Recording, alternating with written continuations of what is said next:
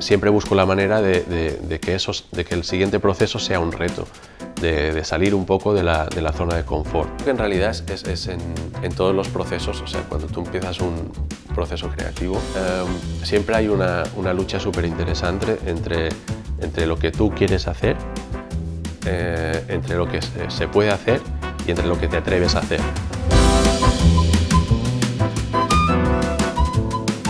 Bienvenidos a un nuevo episodio de Entrevistas de Sofá, hoy con Joan Aguiló.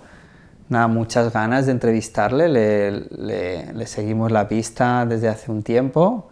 Bueno, mallorquín de por aquí cerca de Artà, y teníamos ganas de que, bueno, bienvenido Joan, que nos contara. Muchas gracias. ¿Por qué crees que te hemos invitado a este sofá? Bueno, yo me dedico a pintar, así que entiendo un poco que por todo este proceso creativo que tiene la pintura y el muralismo, que es lo que trabajo más últimamente, imagino que por estas cosas, ¿no? ¿Quién es Joan Aguiló? Aparte de lo que hace. Bueno, pues es una persona de Mallorca que ahora vive en Petra y que por lo general es una persona tranquila pero con bastantes inquietudes. ¿Cómo contarías a, pues eso, a un niño de 12 años qué es tu trabajo, a qué te dedicas, qué haces, qué intentas comunicar? Sí, bueno, a veces me pasa que voy a colegios y tengo que, o porque pinto un mural en el colegio, o porque a veces me piden que explique un poco mi trabajo y, sí, y me toca, ¿no? Y bueno, lo que les digo es que soy una persona que al final que pinta y que en mis pinturas pues intento explicar las cosas que vivimos día a día en Mallorca, ¿no? Un poco las cosas que nos hacen ser una comunidad. ¿Qué te parece el hecho de utilizar el mural como ese punto, ese escaparate, ¿no? donde conectas así a público tan variado? Porque claro, no estás en un museo, pero en la calle, ¿no? Sí, sí. Bueno, eso fue un poco... O sea, yo cuando terminé de mis estudios y todo esto y la formación, hacía pintura de taller. Y la verdad es que hubo un momento en que estuve muy agobiado porque estar tantas horas solo y que quería tomar un café y no había nadie y no sé qué, ¿no? Me agobió mucho a mí. Estar solo sin tener otros inputs de fuera me agobiaba bastante. Y eso fue una de las cuestiones que luego me hicieron cuando descubrí el arte urbano, como decir, "Buah, esto es lo que a mí me gusta, con esto me siento cómodo y estoy mejor", ¿no? El hecho de que cuando pintas en el espacio público es algo compartido desde el momento cero, ¿no? Es decir, cuando tú estás llevando tus cosas al lugar de trabajo, ya siempre hay alguien, "Ay, ¿qué vas a hacer aquí? ¿Qué va a pasar?", ¿no? Y todo el mundo, aparte de que es del momento cero, es súper compartido, también es súper democrático. Todo el mundo en la calle tiene opinión de todo, ¿no? Y eso es bonito y eso no pasa tanto en el sector, en el mundo de las galerías, ¿no? Donde se reduce a un grupo de gente por lo general, ¿no? Depende de la galería donde vayas, ya hay una mirada en concreto de las cosas, ¿no? Un tipo de gente en concreto que va a verlas, entonces todo es mucho más acotado. Y cuando haces intervenciones en el espacio público, no hay filtro, ¿no? Pasa alguien y te dice, "Oh, gracias por dar color al barrio", o "¿qué estás haciendo ensuciando esta pared?", ¿no? O sea, hay de todo. O incluso el color, ¿no? Oye, ese color igual... Sí, claro, todo el mundo tiene opinión al respecto, ¿no? Y está bien y a veces ayuda y a veces tienes que hacer un esfuerzo de decir, no, sí, con tu idea que era la que es correcta, ¿no? Cuéntanos algo más de ti que no sale tanto en las entrevistas. Hemos visto tus entrevistas, algún TED, algunas charlas que has hecho, cuéntanos algo que no sabe la gente. Pues bueno, no sé muy bien qué contar. Quizá que por lo general en las entrevistas te preguntan pues, sobre el trabajo que han visto, que es lo normal, ¿no? Si estás últimamente pues, haciendo murales, te preguntan sobre los murales y todo esto, ¿no? Pero a mí en realidad por lo que tengo pasión es por el proceso creativo. Si últimamente han sido murales, antes habían sido pinturas de taller, pero también he hecho escenografías o trabajo en cerámica o instalaciones. Lo que pasa es que a lo mejor no han tenido tanta difusión y la gente no me pregunta sobre eso, ¿no? Pero porque a mí lo que realmente me apasiona es el proceso creativo, el que surjan problemas y cómo resolverlos, el ver hacia dónde van las cosas cuando se te descontrolan y cómo las encauzas, ¿no? Porque cuando ya sé cómo van a acabar las cosas, por lo general me aburro y ya estoy pensando en lo siguiente, ¿no? Entonces, bueno, sí, estas cosas que no se hablan tanto, creo que a veces incluso son las más interesantes, ¿no? Sí, no lo conecto mucho, ¿no? Mucha de nuestra audiencia son emprendedores o son creativos o tienen un proyecto entre manos y al final un poco el proceso también, nunca hay nada acabado, ¿no? Siempre todo es un proceso que está en marcha y que tienes que ir moviendo, navegando. Sí. Es un poco el artista también, ¿no? Sí, y hay quien se siente cómodo y hay quien se siente no tan cómodo. Me refiero que en un proceso creativo, sobre todo cuando empiezas, estás saliendo de tu zona de confort y por lo general tienes una serie de presiones que no tienes en tu taller cuando estás trabajando algo consolidado, ¿no? O cuando estás trabajando sobre una cosa que ya llevas tiempo trabajando. Y hay gente que le cuesta más manejar esto y hay gente con la que se siente más cómodo. A mí me gusta trabajar la presión, me gusta salir de la zona de confort, el reto, exacto.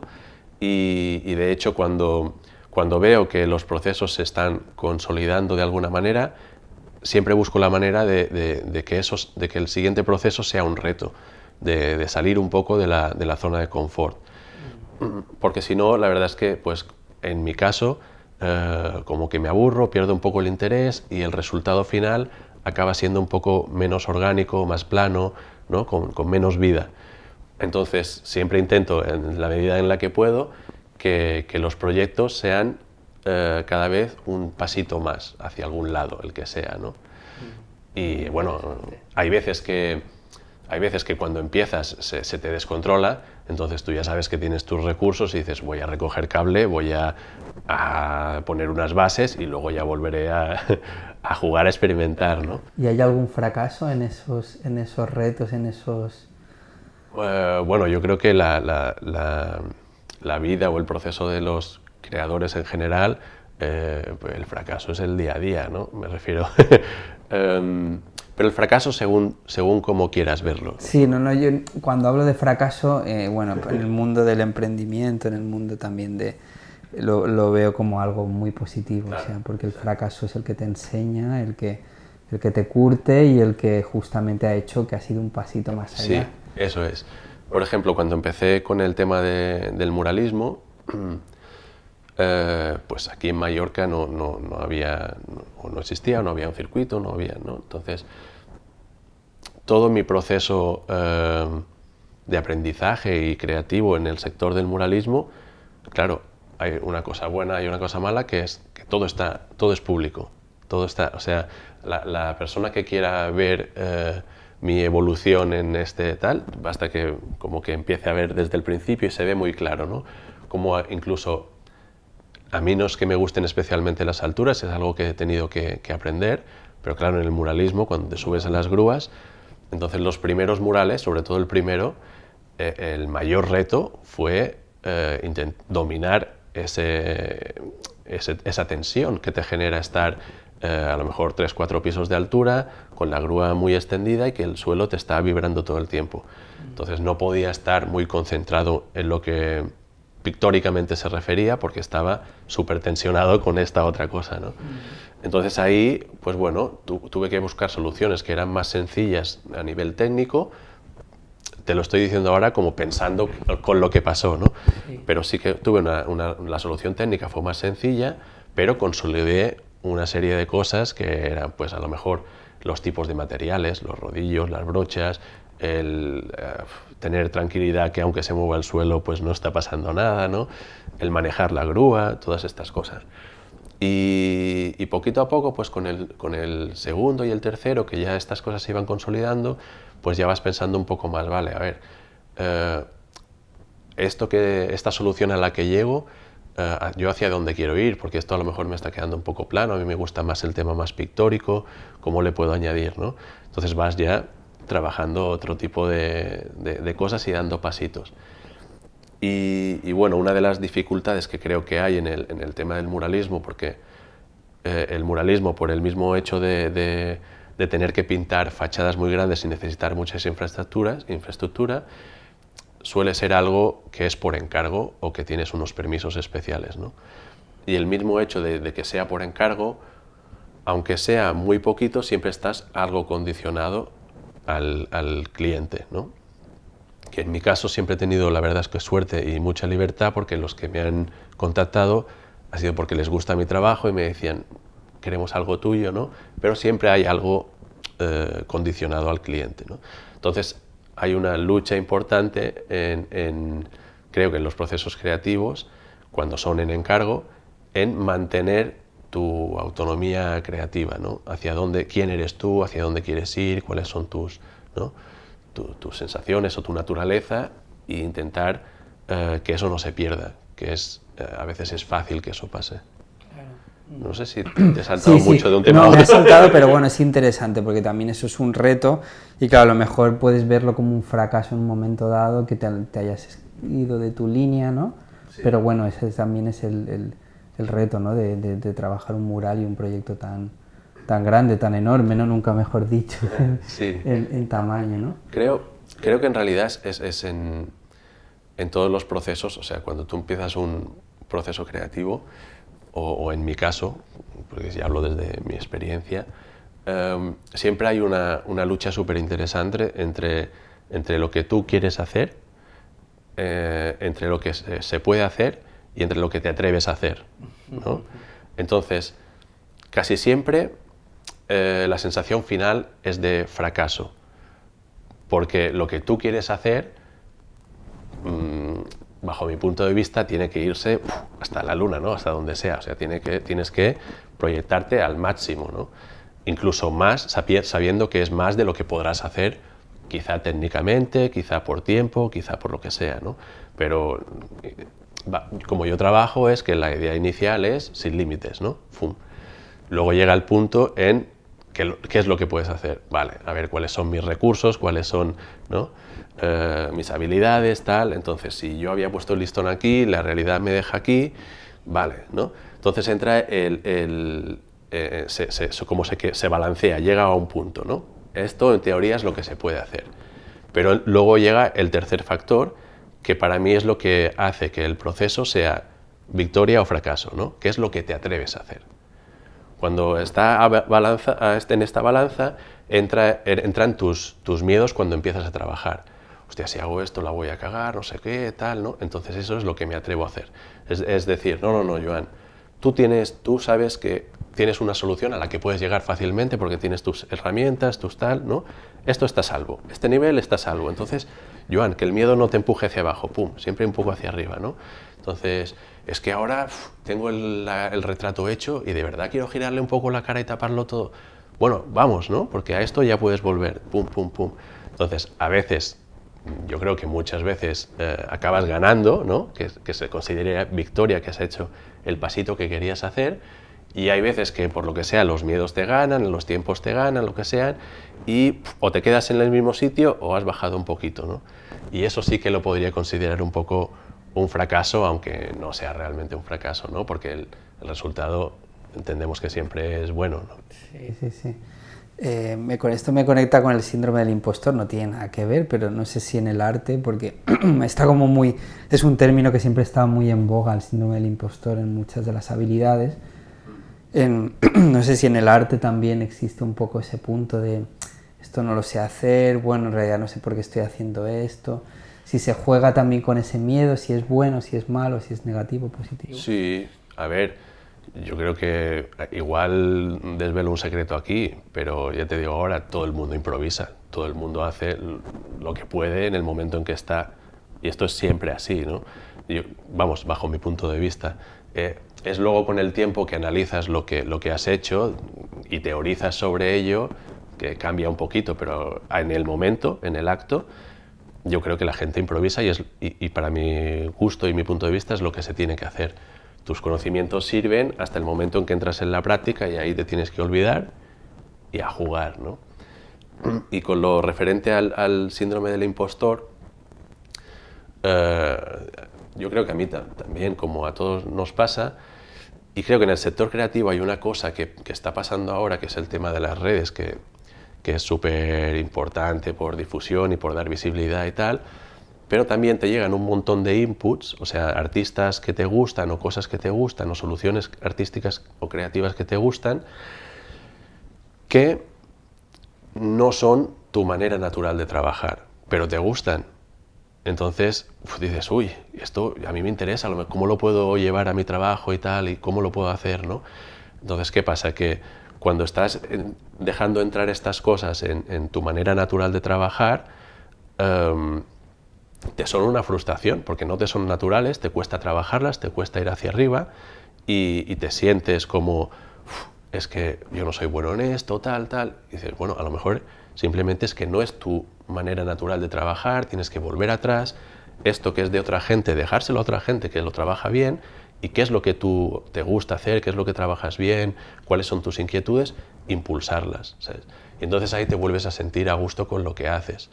También es verdad que luego todo el tema de sistema de éxitos que proyecta la sociedad de tal, si te lo empiezas a creer un poco, te puede volver a meter en esta burbuja y decir, a ver, chicos, yo pinto, yo hago escultura, hago tal, lo hago bien, me lo paso bien, voy para arriba, ya está, ¿no? Bueno, eso es... Sí, ahora conectaremos con redes porque creo que hay un temazo también. No, antes quería, como por ir por orden, ir sentando bases, que, o sea, si para ti la creatividad es algo que es innato o justamente es algo que se entrena, una habilidad que es humana, algo que no es el artista como síndrome como impostor atrevido que dice, bueno, lo tengo que ir entrenando, aprendiendo, generando. También por nuestra comunidad, ¿no? Porque mucha gente es como, no, es que los creativos y yo, ¿no? Como que parece que hay una distancia, ¿no? Bueno, mira, la creatividad, a lo mejor, a ver, lo que creo que puede ser, a lo mejor es una habilidad o una herramienta, igual que cuando estudias se dice ¿cómo se dice esto? La inteligencia emocional, inteligencia matemática, inteligencia tal, ¿no? Pues si le dices habilidad o lo que sea, pues es habilidad creativa, ¿no?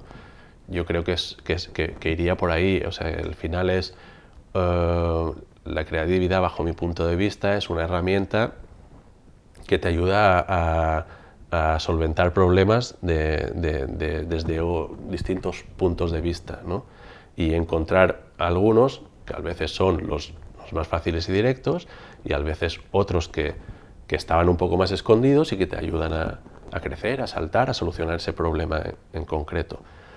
Por lo tanto, creo que este tipo de herramientas, cuanto más la usas, más acostumbrado estás, más engrasada está y más va creciendo la rueda.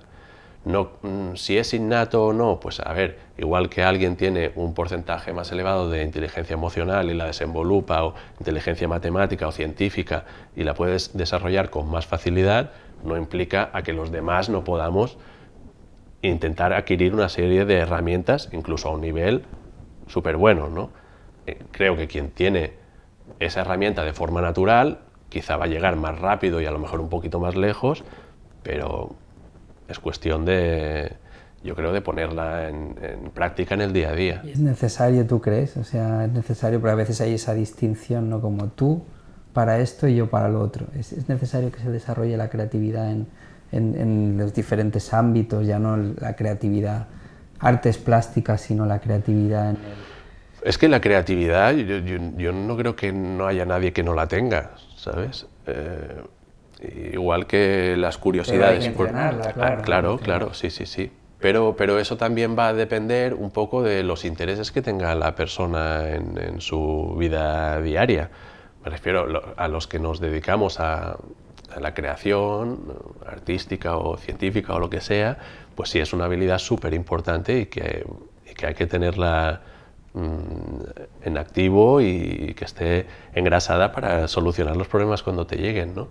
Claro, yo no sé decirte en general, porque a mí es una cosa que me gusta y que me apasiona, entonces cada día, yo qué sé, estoy arreglando el jardín y estoy pensando, oye, pues voy a hacerlo de esta manera o de la otra, tal, ¿no? Y yo creo que es un poco porque ya está la maquinaria engrasada, ¿no? Sí, quería conectar con lo que me decías antes de las redes, ¿no? Porque hablábamos de que en tus murales siempre hay como cosas muy normales, gente muy normal, cosas muy cotidianas, pero esto contrasta mucho con esto no cotidiano que hay en las redes, que es un poco la pose y lo que no es, ¿no? Sí, sí, claro. Sí, las redes sociales están visibilizando muchísimas cosas, ¿no? Y están, creo que también, homogeneizando muchas cosas y también, por otro lado, las redes están haciendo que circulen mucho más rápido todo tipo de información, pero que a la vez no sea tan profunda esa información, porque no ha tenido el tiempo de aposentarse y yo qué sé, por ejemplo, imagino que como funcionaban las cosas antes de las redes es pues que alguien hacía algo o pensaba algo en su casa, taller, barrio y eso iba creciendo, ¿no? Iba cogiendo una importancia en su ciudad, en su área, alguien de fuera venía y se lo llevaba a otro sitio, pum, pum, pum, y se iba esparciendo, pero necesitaba un tiempo y ese tiempo le da peso y consistencia a la materia en cuestión, ¿no? Creo que hoy en día con las redes eso no pasa. Sí que es verdad que tenemos opciones muchísimas y súper variadas, pero creo que muchas muy superficiales, ¿no? Que no han tenido el tiempo de aposentarse como deberían, ¿no? Y esto, pues a lo mejor sí o no contrasta con lo que yo hago, que es al final mi trabajo es visibilizar un poco la identidad local, el valor que hay en lo cotidiano, el cómo los pequeños actos de cada día son los que te forman como persona o como comunidad, ¿no? Por ejemplo, pues en Mallorca es muy común en verano, pues sobre todo en los pueblos, que por las tardes las familias saquen una silla o un balancín en la terraza o en la calle y estén charlando, ¿no? Y esa manera digamos que de invertir el tiempo en nada forma un poco, yo creo, el carácter este tranquilo y ritmo pausado que llevamos los mallorquines, entre muchas otras cosas, ¿no? Pero estos pequeños detalles, ¿no? El volver del mar y dices, bueno, me tiro así con la manguera agua y tal, y a correr porque luego voy a volver, ¿sabes? Y creo que son cosas que forjan la identidad y que no se les prestan atención y que el muralismo el muralismo o la pintura nos da el momento y el espacio de ponerlo en valor. El muralismo creo que más por el hecho de que de repente vas andando por la calle y te encuentras una imagen de 3, 4 plantas de un padre y un niño comiendo una sandía y dices, hostias. Esto con un reel de Instagram no sería lo mismo. Bueno, a lo mejor no es lo mismo, pero tú lo ves y te acuerdas, dices, hostia, pues esto cuando con mi padre o con mi niño o con mis amigos, tal, hostia, ¿por qué ya no lo hago tanto, no? Bueno, y a lo mejor ahí se queda, a lo mejor no, ¿sabes? Sí, ahí no es totalmente, sí, hay otro ritmo para verlo y para llegar a ese momento, ¿no? Diferente al de las redes, ¿no? Que parece que está todo como preparado, como ficcionado. Y que parece que ya no existiera lo otro, ¿no? Por ejemplo, yo entiendo que lo que pinto parezca o tenga un punto de nostalgia o parezca muy nostálgico, pero al fin y al cabo, bajo mi punto de vista, sí que tiene una patina de eso, pero no tanto. O sea, cuando que un niño se vaya solo con bañadores al mar en el pueblo, o que nos vayamos a coger gambas ¿no? con tal, no sé qué, bueno, eso sigue existiendo. Esta herramienta está en todos lados. Si tú no te tomas el tiempo para hacerlo, el problema no es que el mundo haya cambiado, el problema es que tú has adoptado un ritmo que a lo mejor no es el tuyo natural y deberías, no digo que todo el mundo que tenga que ser muy tranquilo o lo que sea, pero tomarte el tiempo para ir con tus amigos a la playa, pues no sé, ¿sabes? No creo que el mundo haya cambiado tanto como para no poder ir, ¿no? No sé si Total, estoy sí, diciendo- no, totalmente, estoy escuchando como es intenso, sí, está bien. Sí, yo creo que está bien, ¿no? El recuperar ese tiempo y que a través del arte cómo podemos llegar a esa reflexión también, ¿no? Sí, sí, creo que a la vez que las redes aportan muchas cosas, también están eliminando otras y parte de ellas es estas identidades particulares que hay en las comunidades pequeñas pues que poco a poco se están perdiendo. Sí, es como otra manera de... No, estaba pensando también las redes cómo generan esta comparación, ¿no? También, que es un poco esa distorsión de la realidad, ¿no? Porque como estás todo el rato comparando con el otro, que tampoco se está mostrando muchas maneras de manera natural o cotidiana, porque no está en su entorno, en su contexto, estás todo el rato como comparando y es como que estás perdiendo el valor de lo que tú decías antes, de lo tuyo propio, ¿no? Sí. Claro, ¿cómo vas a valorar la sandía después del atardecer en tu pueblo si lo estás comparando con las palmeras del otro que está en Bahamas?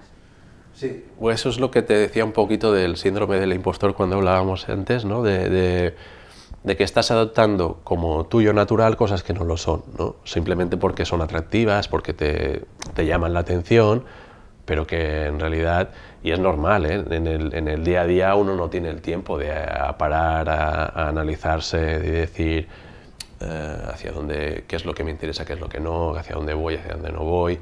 O sea, no es algo que hagamos el día a día, sino que vemos cosas, nos gustan tal y lo queremos o nos interesa.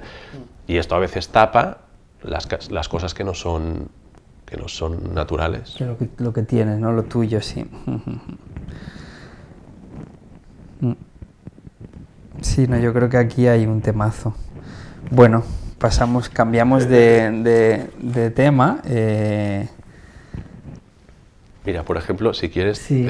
con eso que te decía de adoptar cosas que no son tuyas, por ejemplo, sabes que organiza un festival en Campicafort Sí. de muralismo Saladina. y tal, el Saladina, y cada año vienen 4 artistas, ¿no? Y por lo general, pues al organizarlo, pues invito a los que para mí son unos referentes o me encanta su trabajo, ¿no? Pero muchas cosas, muchas veces su trabajo me encanta, pero no está cercano al mío. Y siempre, cada año después del festival, tengo un trabajo de decir, Joan, tú no eres te encanta lo que hace, pero sigue con tu manera de trabajar y ves dando pasitos hacia tu línea, ¿no? Porque a lo mejor viene alguien que pinta con mucho dripping, muy sucio y tal, y a mí me atrae un montón, pero a mí no es lo que yo tengo como esencia, ¿no? Entonces a veces me voy como ¿no? A intentar coger lo que me ha gustado de esa persona y digo, no. Y cada año me pasa lo mismo, que tengo un tiempo de decir, Joan, frena, te has disfrutado, los has conocido, ahora son amigos tuyos, te encanta lo que hacen, pero acuérdate de cuál es un poco tu camino, ¿no? Súper. En el proceso creativo te preguntaría cómo te preparas tú a la hora de crear y cómo podrías esto extrapolarlo a cualquier otra disciplina, a cualquier otro, alguien que nos vea, nos siga. Sí. Yo un poco, mi manera es, confío un poco en las herramientas que yo tengo y en las soluciones que sé que me van a dar mis herramientas. Entonces, como te he comentado antes, que yo me aburro como rápido de las cosas y tengo necesidad de salir de mi línea de confort, es que cuando hago un boceto para un mural o para una pintura, no lo trabajo muchísimo. O sea, hago una composición un poco burda, tal, luz, tal, pesos, tal, y luego digo, mira, esta es la imagen que te propongo, pero ten en cuenta que va a ser con otro estilo, con mi manera tal, mis colores, tal. Porque si hago un boceto que ha solucionado muchas cosas de las que luego me voy a encontrar, luego me encuentro que estoy repitiendo unas soluciones que ya he encontrado antes y me aburro. Entonces, lo que hago es intentar no solucionar muchas cosas y llegar a la pared. Cuando llegas a la pared, en mi caso y en el muralismo, no siempre, pero muchas veces lo que pasa es que los primeros días hay un conflicto entre lo que tienes en mente de cómo quieres trabajar y lo que la pared te ofrece. Por ejemplo, dices, pues mira, en este mural quiero trabajar una pincelada súper suelta y que el fondo y la figura se junten un montón y tal, no sé qué. Y llegas a la pared y la pared, tú no te habías fijado bien, es súper rugosa, no te permite ese tipo de trazo. Entonces, los primeros días tú estás luchando contra eso, ¿no? Yo quiero hacer mis trazos, mi libertad, mi no sé qué, tal. Y hay una frustración importante porque la pared no te permite realmente eso, ¿no?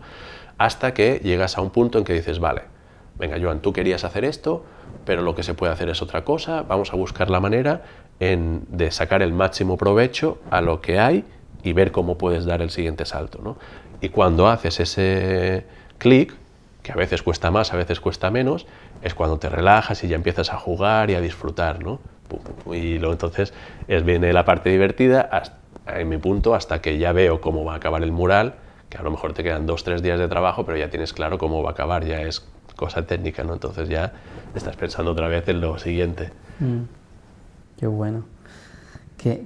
¿Cómo te inspiras tú? ¿Qué práctica, tienes alguna práctica, digamos, para desconectarte del arte o para conectar con algo que te lleve a las ideas o que te lleve al trabajo? No sé, caminas, meditas, paseas, corres, no sé, haces algo, estás en la naturaleza.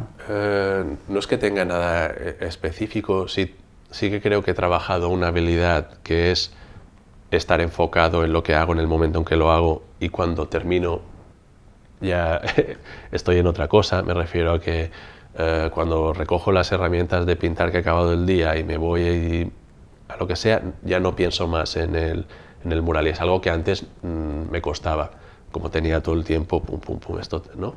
Y ahora sí que tengo la opción y llego a casa a lo mejor y pues mira, tengo estos árboles que quiero plantar, no sé qué, y estoy súper enfocado en eso ¿no? O sea, enfocarte en lo que estás en cada momento y...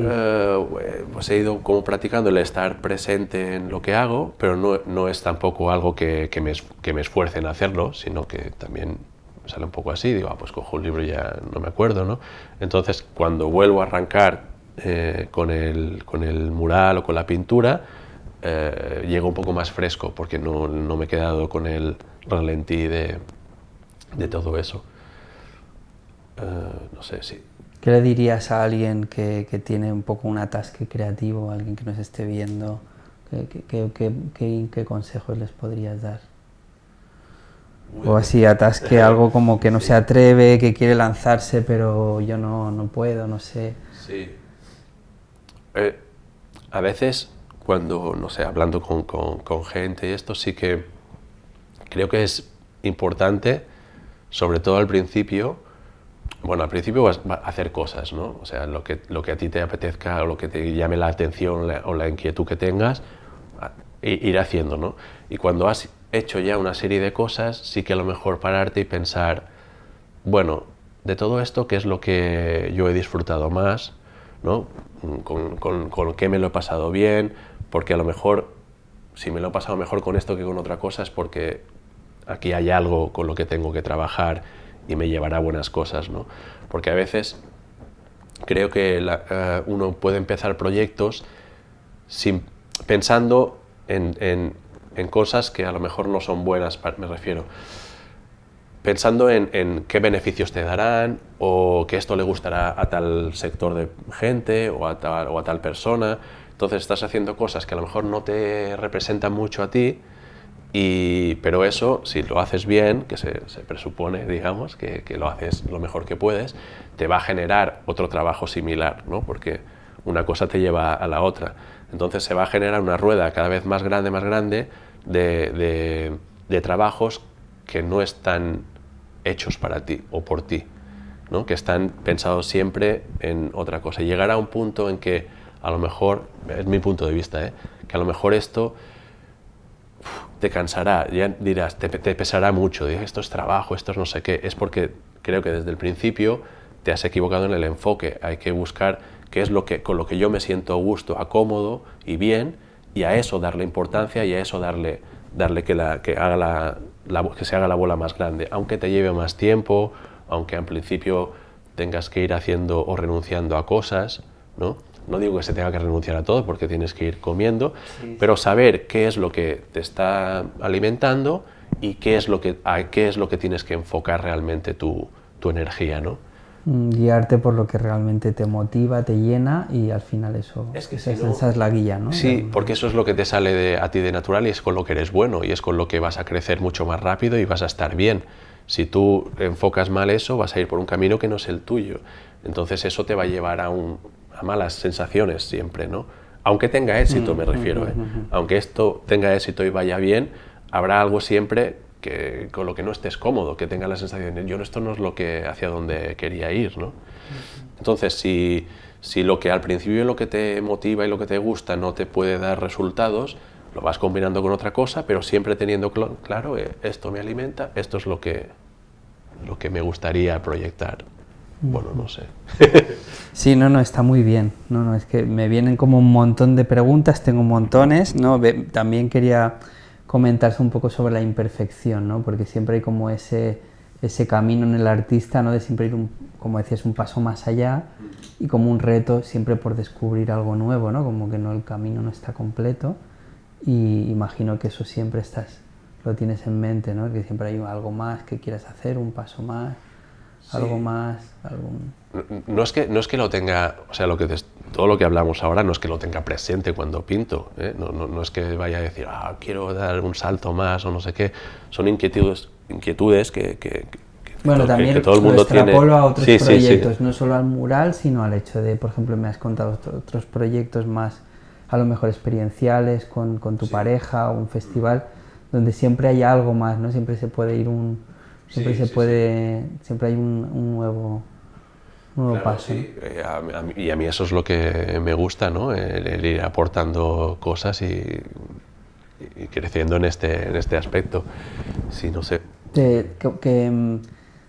No sé también qué satisfacción te da o si te llena el retorno que tienes sobre lo que haces en la gente, la gente que disfruta del arte o la gente que luego a lo mejor le puede transformar o le puede cambiar. Eso, ¿tienes algo? Sí.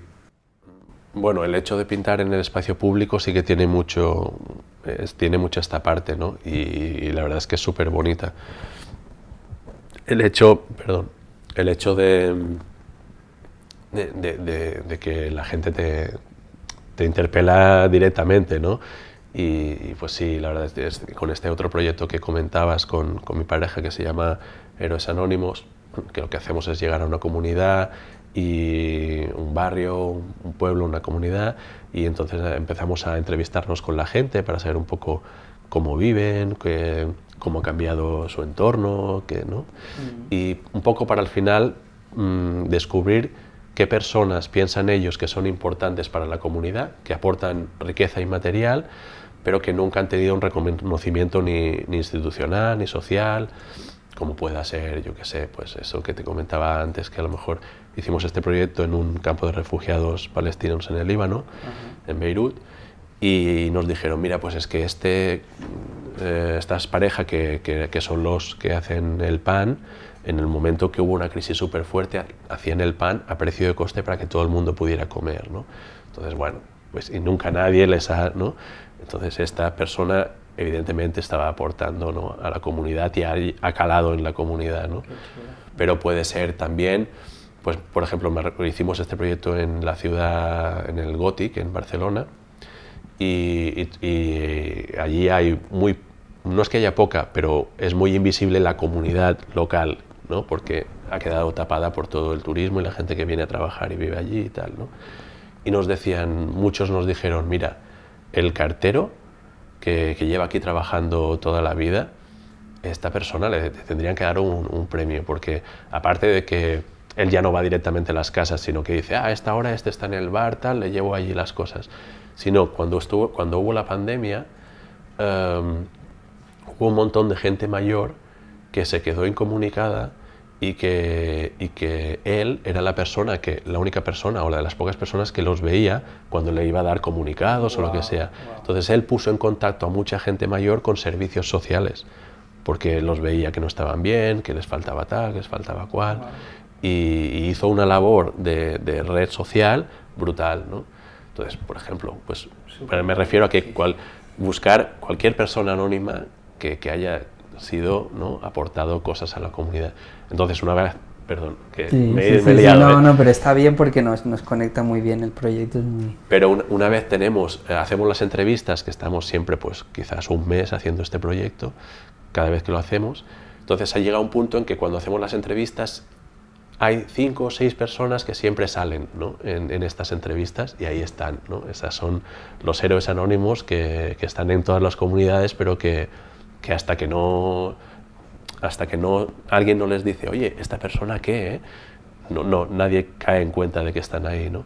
Entonces, a partir de ahí, pues yo hago un retrato al tamaño natural, un poco con cierta poética. Catalina Inés lo que hace es buscar una frase de un autor local o una frase popular local que conecte también con la historia del personaje, y luego los ponemos en la calle, en un espacio que sea, en un sitio que sea importante para la persona representada. Entonces, al final creamos una ruta de una serie de personajes que lo que hacemos es, hacemos una presentación con la gente de la comunidad, y los que nos han presentado, los que nos han dicho al personaje en cuestión, es quien lo presenta al resto de comunidad. A veces hace una canción, a veces lee un poema, a veces explica una historia, ¿no? Entonces se crean vínculos y emociones súper fuertes, y la verdad es que ese día es una pasada, ¿no? Y claro, eso te lo decía porque eso te lo ofrece el trabajar en el espacio público, ¿no? El poder meterte en las casas de la gente, que me pasa igual cuando pinto murales, que me dicen, ¿quieres un café? ¿Vienes a tomar tal? ¿No?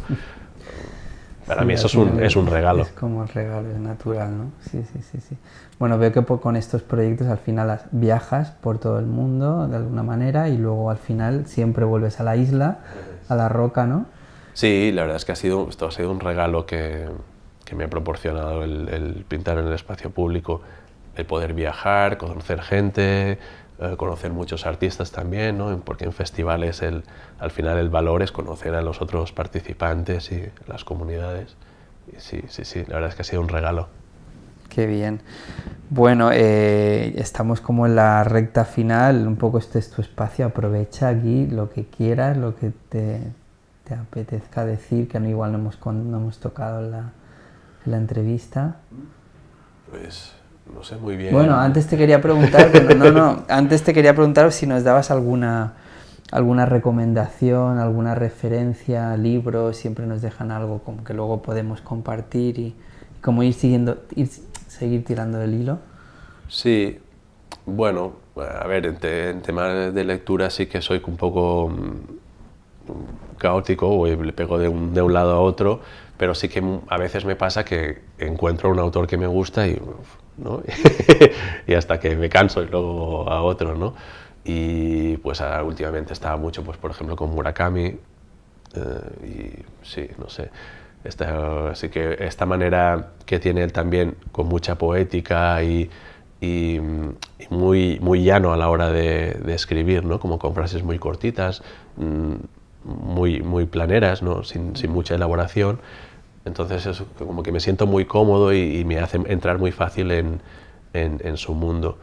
Y eso ahora me conecta, ¿no? Me voy a igual dar un salto también. Conecta. Pero con lo que comentabas antes de la imperfección, has dicho en algún momento no sé qué de la imperfección, y digo, ostras, a mí creo que la imperfección es lo que te hace sentirte cómodo cuando te reflejas en algo.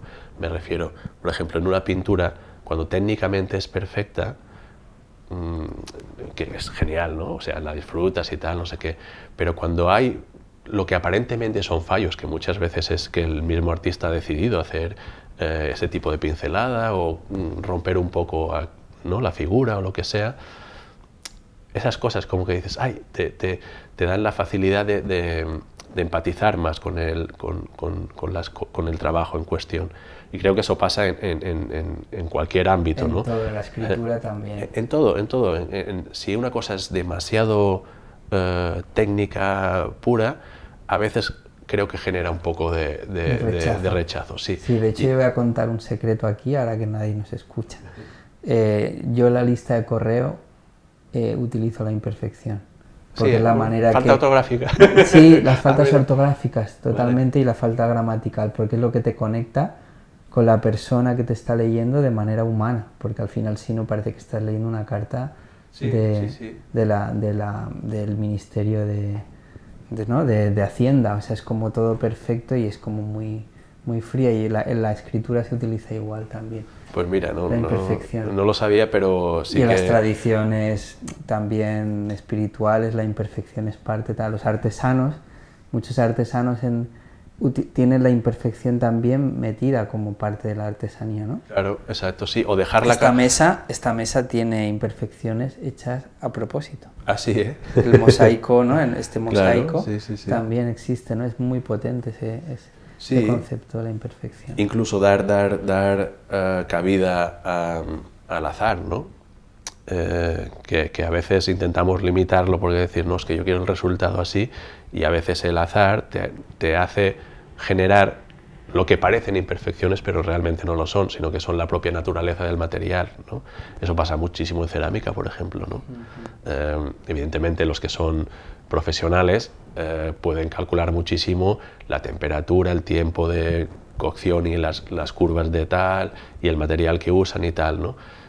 Pero los más profanos o incluso los profesionales, siempre hay algo del material que sale por su propia naturaleza, ¿no?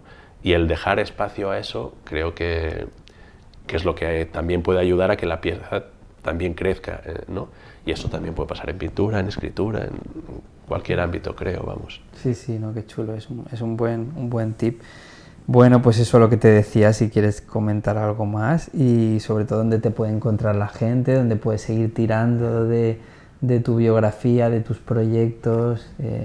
Sí, la verdad es que no es que esté súper presente, estoy en Instagram, en Joan_Aguiló, y tengo mi web, joanaguilo.com, pero no estoy súper presente. O sea, cuando termino un proyecto lo subo, ¿no? Y si hay algún proceso creativo que creo que es interesante, pues voy haciendo stories y tal, pero tampoco mucho más. Bueno, estaremos pendientes, compartiremos la entrevista también en las redes, así que muchas gracias por venir, y nada, gracias a vosotros, otro nuevo episodio, y nada, seguimos tirando del hilo de personajes como Joan, que nos van dando claves, nos van enseñando, y bueno, también aprovecho hablando de la lista para deciros que os suscribáis a la lista también, y así vais recibiendo también información sobre todo esto. Qué bien. Muchas gracias. Muchas gracias a ti.